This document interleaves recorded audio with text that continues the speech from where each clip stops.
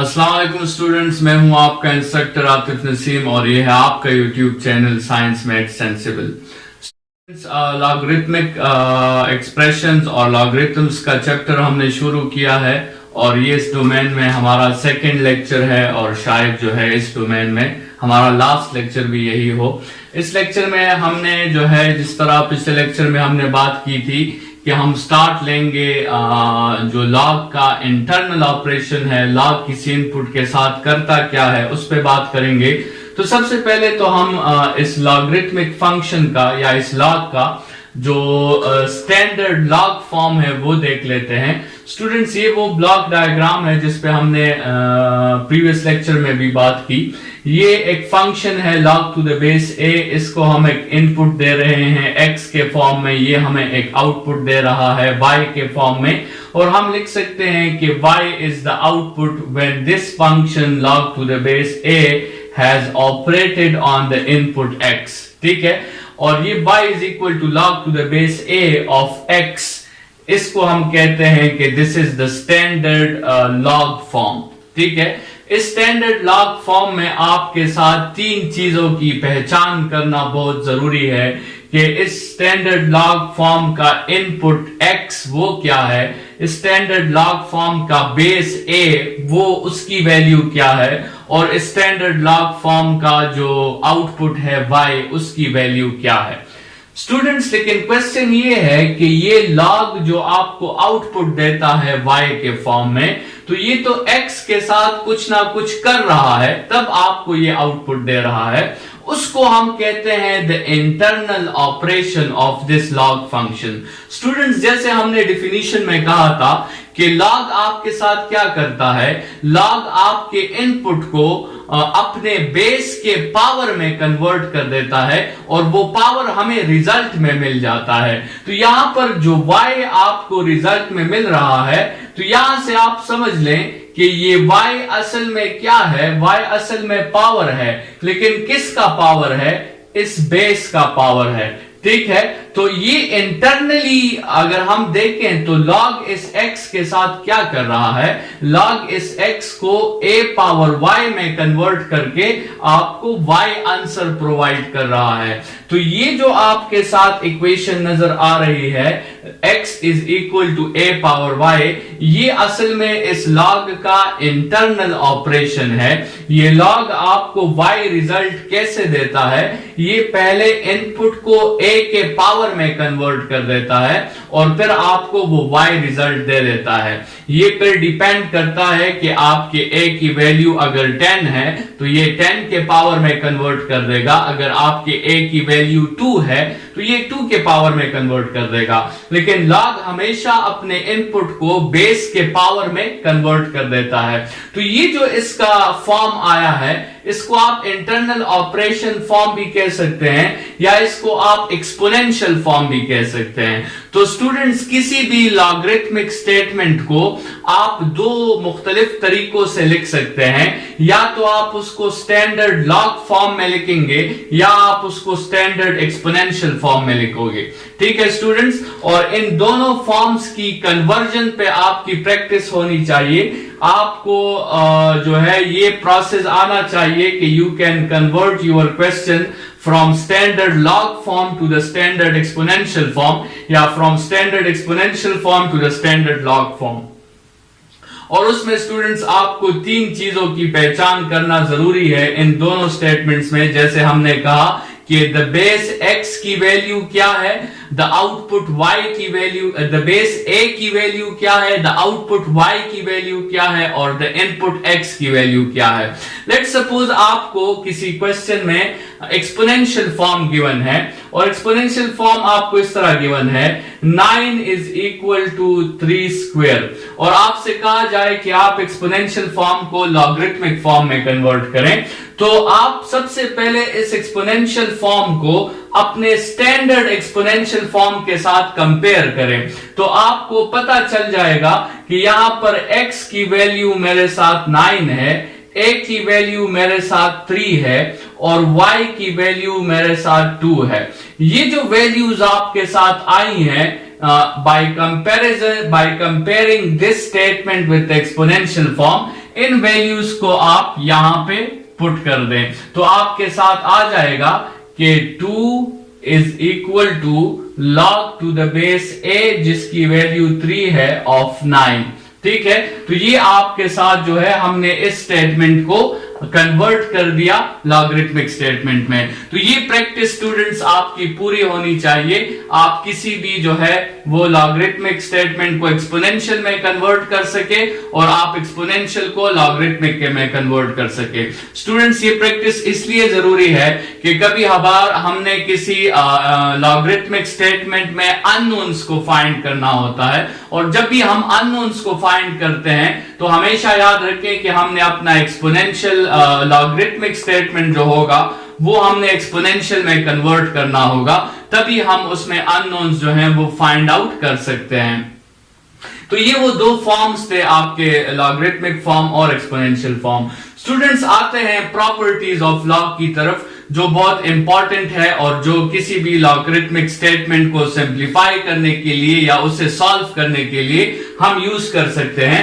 सबसे पहली property log की ये है स्टूडेंट्स कि लॉग जो है वो पावर को कोफिशिएंट पे ले आता है। मतलब log to the base a अगर आपके साथ x पावर n है और n जो है यहां पे पावर है तो वो पावर आपके साथ कोफिशिएंट पे आ जाएगा।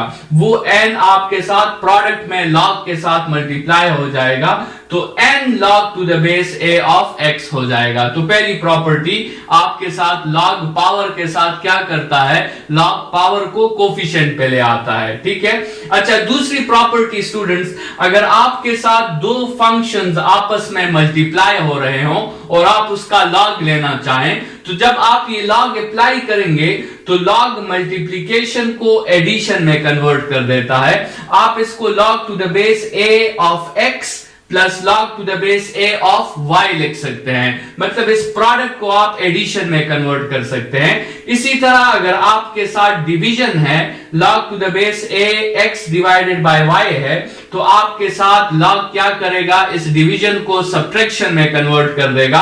आपके साथ log to the base a of x minus log to the base a of y आ जाएगा। तो ये तीन प्रॉपर्टीज भी बहुत इंपॉर्टेंट है। और फिर आपके साथ फोर्थ प्रॉपर्टी जिस पे हमने नेक्स्ट जो प्रीवियस लेक्चर है उस पे भी बात की थी कि अगर आप चाहते हैं कि मैं एक general to the base any number का log कैलकुलेटर से सॉल्व करूं तो याद रखें स्टूडेंट्स के log to the base a ऑफ b is equal to log to the base 10 of b divided by log to the base 10 of a।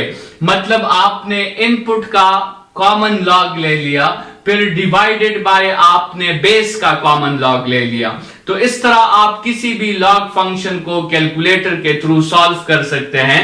तो ये आपके साथ थी the 4 very important properties of log। और इस चैप्टर का हमारे साथ जो लास्ट डोमेन है वो हमने इस लॉग्स के ग्राफ्स को स्टडी करना है कि लॉग्स आपके साथ किस तरह के ग्राफ्स बनाते हैं और क्या अगर हम एक लॉग का ग्राफ मौजूद हो तो क्या हम उस ग्राफ को डायरेक्ट प्रोपोर्शनैलिटी कहें या उसे हम इनवर्स प्रोपोर्शनैलिटी कहें या उस ग्राफ के साथ हम ऐसा क्या करें अगर वो प्रोपोर्शनैलिटी नहीं है तो हम उसके साथ ऐसा क्या करें कि वो प्रोपोर्शनैलिटी में कन्वर्ट हो जाए।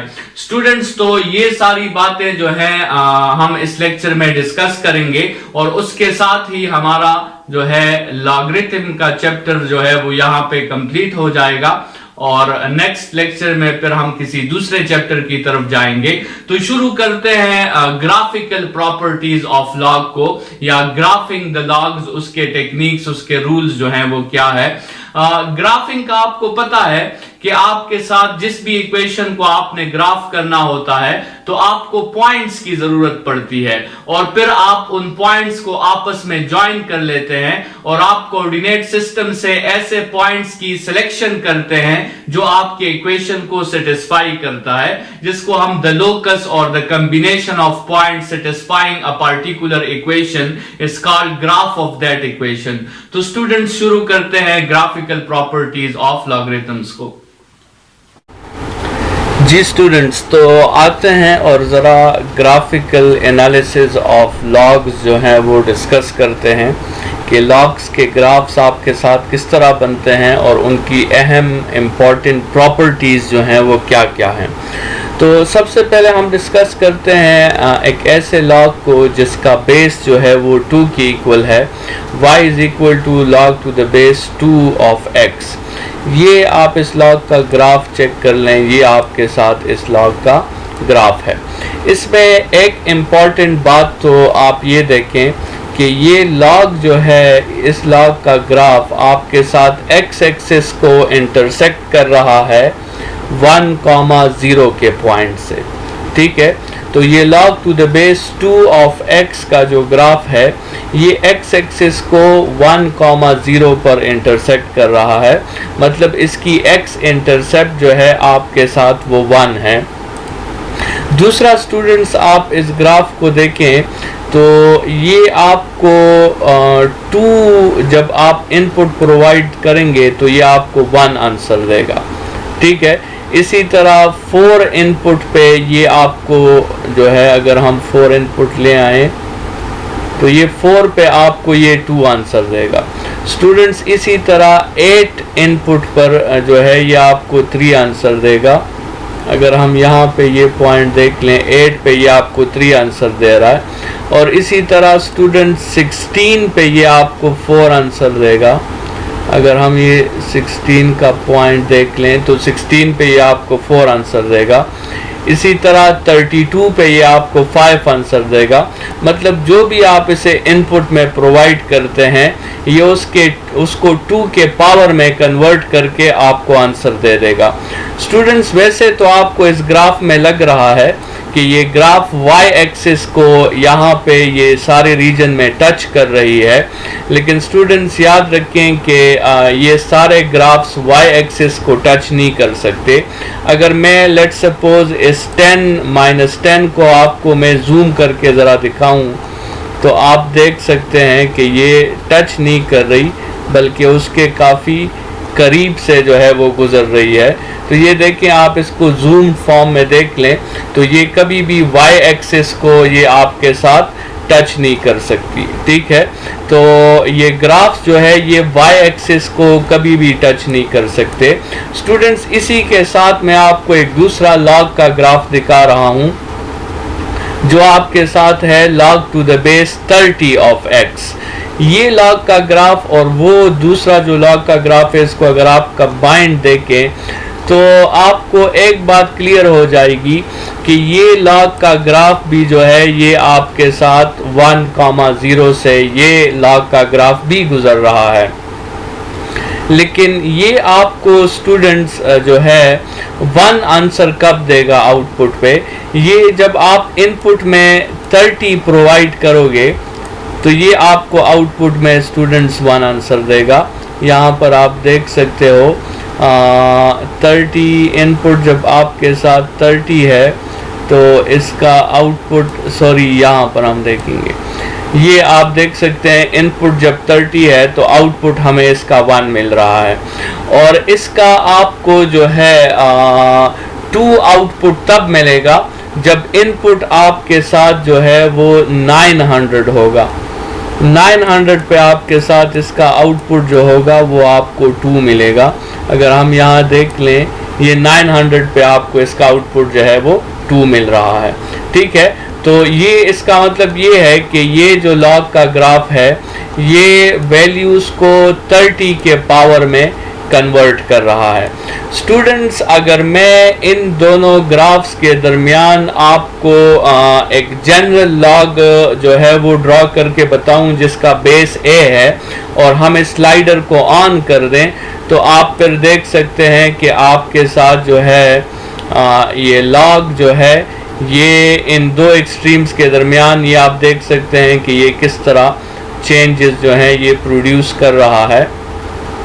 ये रेड कलर में जो आपको ग्राफ नज़र आ रहा है, a की वैल्यू जब 30 होगी तो ये ग्राफ बिल्कुल इस ब्लू लाइन के ऊपर आ जाएगा और जब a की वैल्यू 2 होगी तो ये ग्राफ आपके साथ बिल्कुल इस रेड लाइन के ऊपर आ जाएगा। इसमें आप a की वैल्यूज़ को ज़रा इस ग्राफ के स्ट्रेचनेस के साथ कंपेयर करें। a की वैल्यू जितनी कम होती है ये ग्राफ की स्ट्रेचनेस उतनी ज़्यादा होती है, और आपके साथ जो है चाहे a की जो भी वैल्यू हो, ये लॉग का ग्राफ हमेशा फर्स्ट और फोर्थ क्वाड्रेंट में बनता है। लॉग का ग्राफ जो है वो थर्ड और सेकंड क्वाड्रेंट में नहीं जा सकता। और इसके अलावा आपके साथ जितने भी ग्राफ्स हैं लॉग के, वो इस 1,0 पॉइंट को ज़रूर क्रॉस करते हैं और ये y एक्सिस को कभी भी टच नहीं करते। आप यहाँ देख रहे हैं y एक्सिस का मतलब ये है कि x की वैल्यू 0 होगी, और log ऑफ 0 जब भी आप लेते हैं तो आपको इसका आंसर मैथ एरर या अनडिफाइंड के केस में मिलता है। स्टूडेंट्स, ये जो आपको नज़र आ रहा है x is equal to a power y, ये असल में इसी लॉगरिथमिक फॉर्म का एक्सपोनेंशियल फॉर्म है। इसमें और कोई फ़र्क नहीं है, सिर्फ ये लॉगरिथमिक फॉर्म है और ये एक्सपोनेंशियल फॉर्म है। अगर मैं इस लॉगरिथमिक फॉर्म को हटाकर एक्सपोनेंशियल फॉर्म पे स्लाइडर लगाऊं तो ये उसी तरह चेंज करेगा जिस तरह आपके साथ लॉगरिथमिक फॉर्म जो है वो वेरी कर रहा था। तो इन दोनों इक्वेशंस में आपके साथ कोई डिफरेंस जो है वो मौजूद नहीं है। यकीनन जो है इस लेक्चर के साथ आपको लॉग के ग्राफ की प्रॉपर्टीज़ का पता चल गया होगा। इस लॉग के ग्राफ के प्रॉपर्टीज़ को यहीं पे ख़त्म करते हैं। नेक्स्ट लेक्चर में हम एक और चैप्टर शुरू करेंगे। इस लेक्चर के लिए इतना ही। Thank you student.